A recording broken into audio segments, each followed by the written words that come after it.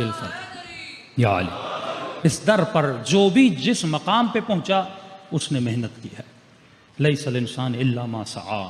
جب تک محنت نہیں کرو گے خدا کچھ بھی ہر فیلڈ میں. یہاں تک کہ نفس کو سدھارنا اتنا آسان نہیں ہے. مولا فرماتے نفس ایک درندے حیوان کی طرح ہے. جس طرح درندے کو چھوڑتے ہو وہ چیرتا ہے پھاڑتا ہے، اسی طرح اگر نفس پر کنٹرول نہیں کرو گے تو وہ تباہ و برباد کر دے گا. یہ جھوٹی چیزوں کو لذت بنا دیتا ہے.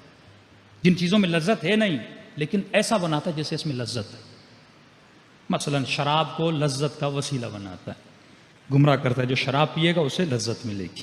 لیکن فرماتے ہیں ہر وہ چیز، یہ میں سائنٹیفکلی بات کر رہا ہوں، ہر وہ چیز جسے خدا نے حرام کیا ہے اب سائنٹیفکلی اسے حلال ثابت کر کے دکھائیں. اور ہر وہ چیز جسے خدا نے حلال کیا ہے سائنٹیفکلی آپ اسے حلال ثابت کر کے دکھائیں.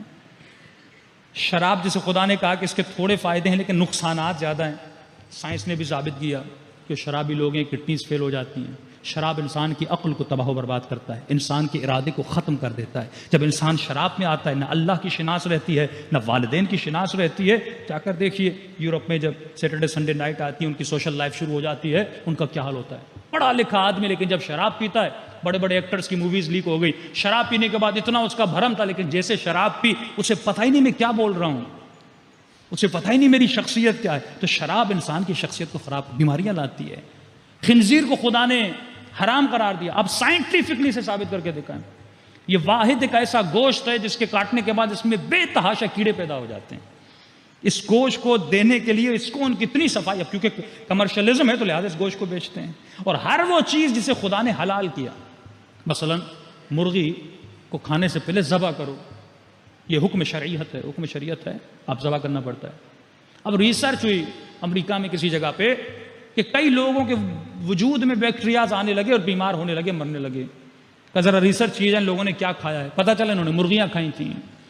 اور پھر اس مرغیوں میں ایسا کیا تھا کہ لوگ بیمار ہو رہے ہیں. پتہ چلا یہ وہ مرغیاں تھیں جن کو ذبح نہیں کیا گیا تھا. پھر کہا کہ اس مرغی کو کیا کریں کہ اس کا گوشت انسان کے لیے فائدہ مند ہو. جب آپ سانس لیتے ہیں نا تو آپ کے اندر سکنگ پاور ہوتا ہے، ٹھیک ہے نا. جب آپ سانس لیتے ہیں تو آپ کے گوشت میں ایک سکنگ پاور آتا ہے.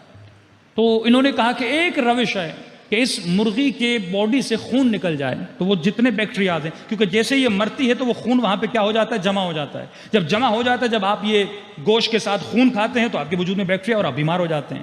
تو کہا اس خون کو کیسے نکالا جائے. تو اب ظاہر ہے وہ مسلمان تو تھے نہیں، انہوں نے اپنی سائنٹیفکلی ایک روش بنائی. کہا اس مرغی کا گلا اگر سی ٹائپ کاٹا جائے. کیسے کاٹا جائے؟ سی ٹائپ کاٹا جائے. وہی ہمارا ذبیحہ ہے نا. اب اگر یہ کہتے کہ مسلمانوں کی طرح ذبح کیا جائے تو سارے لوگ مسلمان بن جاتے.